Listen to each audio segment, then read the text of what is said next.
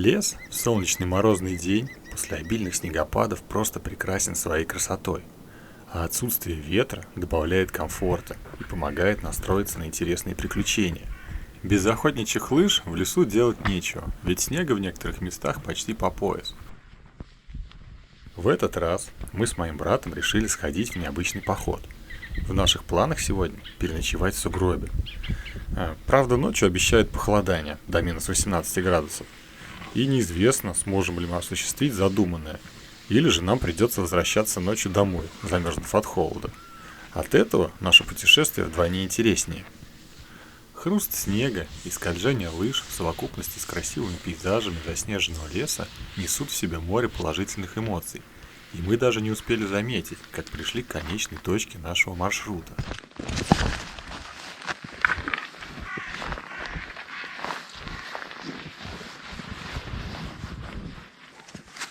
Визуально разметив площадку в виде круга диаметром примерно 2,5 метра, мы начали накидывать в центр нее снег.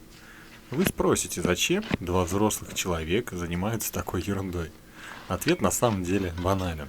Цель нашего сегодняшнего путешествия – проверить, насколько реально провести в сугробе ночь с комфортом для себя. И самое главное, насколько целесообразным способом для выживания является данный тип строения. А свои выводы я озвучу в конце данного видео. В 4 руки накидать гору снега высотой почти 2 метра не составляет большого труда. С хорошим настроением мы бросали снег лопатами и попутно его утрамбовывали. Хотя слишком сильно уплотнять в данном случае не стоит.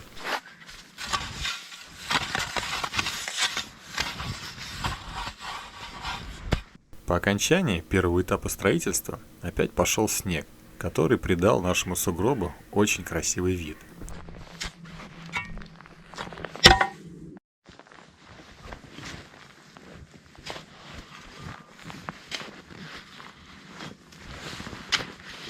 Очень ответственный этап работ, на мой взгляд, это выгребание лишнего снега изнутри сугроба с целью создания будущей комнаты, в которой мы и будем ночевать. Самое опасное в данном случае, что стенки станут слишком тонкими, и вся наша конструкция развалится. Поэтому тут важно не переусердствовать. Для себя мы решили сделать толщину стен примерно 20-30 сантиметров. Находиться внутри не самое приятное занятие, ведь помимо возможного обрушения сугроба, еще и очень мало пространства для работы с лопатой внутри. Поэтому моральная поддержка от брата в виде доставки мне горячего сладкого чая и сала была как нельзя кстати.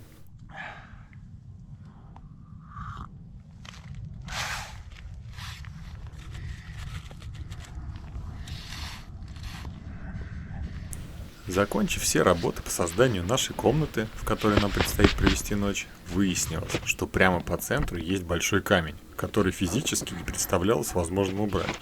Пришлось смириться с такой помехой. В конце концов, не новый же сугроб нам делать. А попутно пришла в голову идея обустроить костровое место. И даже получилось сделать своеобразную лавку из снега.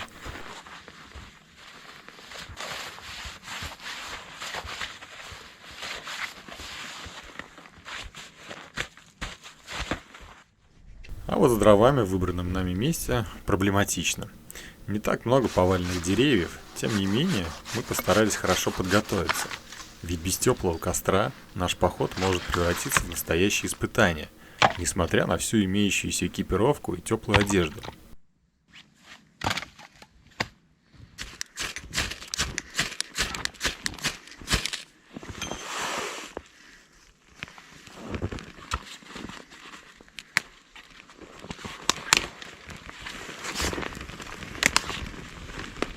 Потрескивание от разгорающегося костра и первое тепло от него – это самые приятные моменты для уставшего путника в морозный день.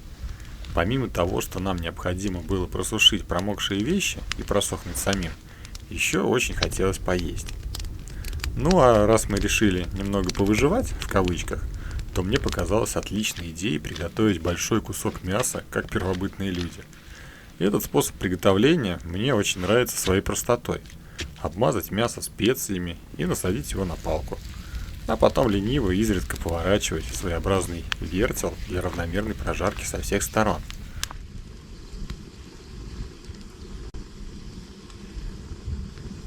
А брат между делом заварил травяной сбор с ягодами клюквы.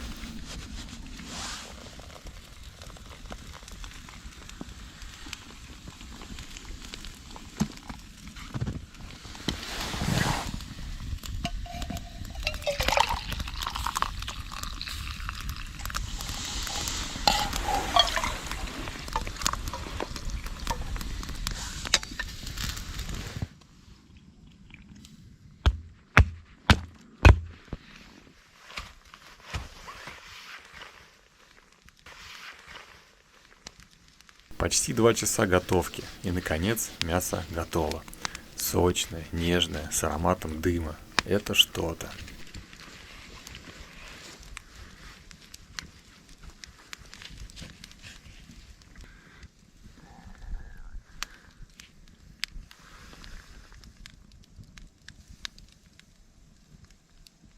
Наевшись до отвала, нужно готовиться ко сну.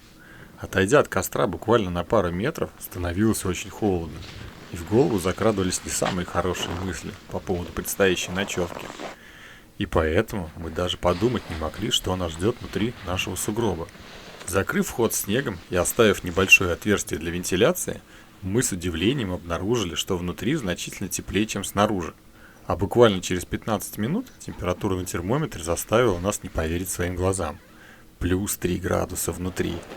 В это тяжело поверить, ведь на улице минус 17. Нырнув с головой в наши спальные мешки, мы мгновенно уснули.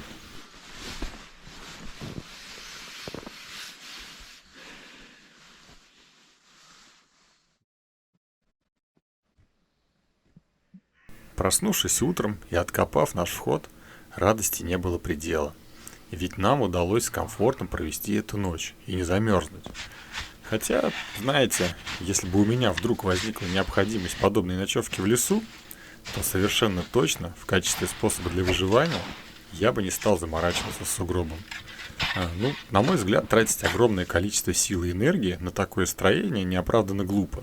Куда проще сделать небольшое укрытие и развести костер над Дью. А как считаете вы, оправдано ли строительство такого сугроба для выживания? Напишите об этом в комментариях. До скорой встречи. Пока-пока.